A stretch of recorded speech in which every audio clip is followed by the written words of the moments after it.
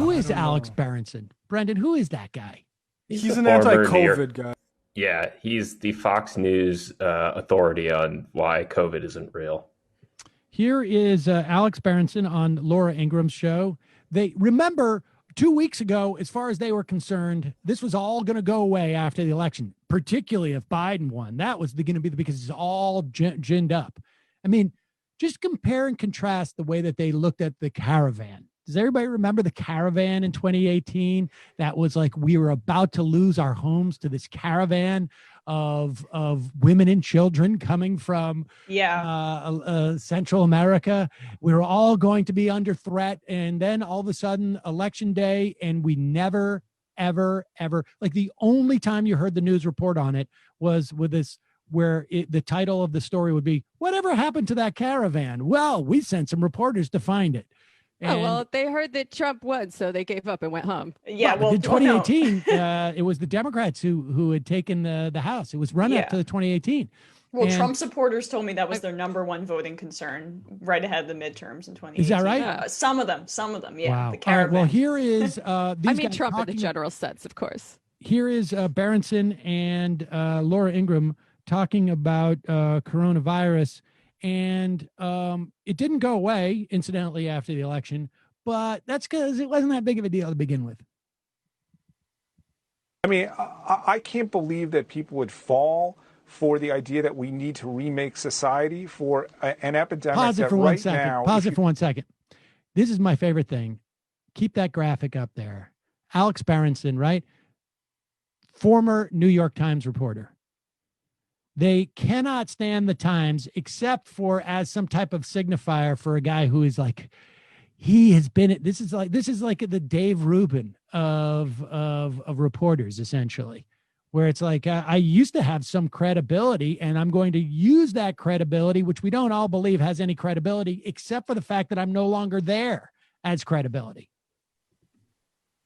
You know, if you believe the high end numbers that are being pushed out, has killed about 2% of the people who will die in the world this year.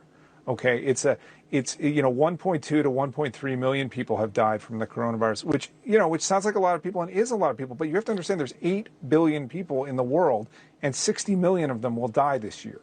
So I don't understand. And by the way, most of those people were very old and very sick. In places like Africa, this has barely touched an entire continent because those people are young.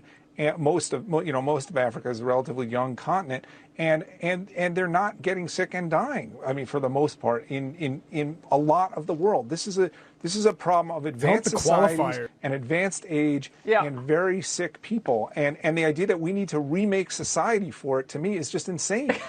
From the same experts who told us not to send our kids to school, and they're suffering terribly, who told us not to wear masks, then wear masks, and didn't tell us to worry about the mental health aspects. And now they say, oh, there's a lot of mental health aspects and drug abuse and alcoholism and da-da-da-da. I mean, so all the experts, I mean, it's... Right, they care about mental health. That's those guys aren't in the same city? Are they not in the same studio? Why is that? Yeah, I know. It's weird. They're telling everybody to go back to work, but Fox is still instituting social distancing at their studio. It's bizarre. Is Tucker Carlson still broadcasting his show from a former gas station in Maine or something? Yeah. I mean, honestly, like, put their money where their mouths are. I want to see them all sitting on the couch together. I want to see Fox and Friends. I want to see Steve Ducey not worry about stuff. Spitting all over each other, hawking loogies in each other's faces. And yeah, Berenson is a known pseudoscientist. He was the guy I was thinking of. He wrote about a whole book about how marijuana caused psychosis and is the worst thing on earth and has been disputed.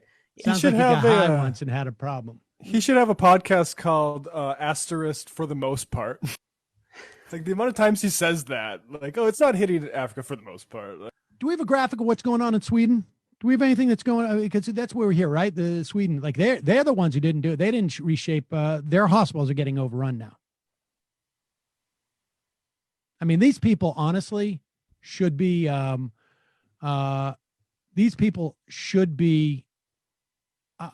They should be held accountable for the incredible nightmare scenario that we're facing in this country at this point.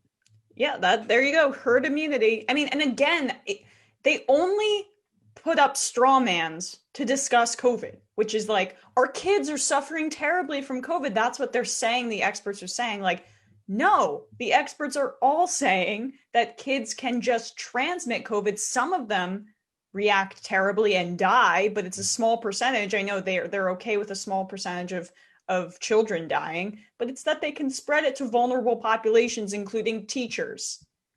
And here's the thing is I think that actually the data now shows that if community spread is low, sending kids back to school is not a particularly dangerous activity as far as they go. But what you need to do to be able to send your kids to school, if that's what a society decides is important, and I do think that as actually probably, I mean, I think it is the priority. Essentially, you want people to be able to go to hospitals and get the normal medical care, and you want kids to go to school. That's the way that I would prioritize these things. You need to shut down restaurants. You need to shut down bars. And the way that you do that, obviously, is to pay those places, to pay their employees. You need to support people to do this. But of course, you're not even going to get to that point of like how you do it until you accept that you need to do it. And one of the mechanisms in which the Republicans have prevented this is by not providing any support for cities and states, in addition to not providing any support for, small businesses in the way that you would need to but just in workers in general. And so it makes it that much harder to even make that argument. And meanwhile, their rear guard activity is to pretend like none of this is real. I want to see those people sitting in a studio together. I want to see Fox and Friends singing Christmas carols for the next 25 days. That's what I want to see. They should have a live choir. Yeah. Yeah. I want to see them singing Christmas carols. I will do this. I will lay down my arms on the war on Christmas to see the whole Fox team of deniers singing Christmas carols every night. I will listen to them. I will play them on this show. I want them all in a room together singing Christmas carols to prove. And I also want to make sure that they're not getting like the special treatment that, Corey Lewandowski, I'm sure, is getting at Walter Reed. All those Republicans who have now contracted COVID, 130 Secret Service members. I mean, it's really that's nuts. Why they don't care. They just assume that they will survive because they're rich, and they're probably right. Yeah. Well, I mean, I want them all in the room together too, Sam, because I'm doubting their commitment to Christmas. And if they sing Christmas carols together, we'll have a double whammy, right? Like we'll see what they feel about COVID, and also if they aren't undercover operatives trying to kill Christmas, because I've heard a lot about that. Many people are saying that, to be honest. Indeed. Yeah, if they don't sing Christmas carols together, they are letting the terrorists win. Yeah. Barack Hussein Obama doesn't want them singing Christmas carols.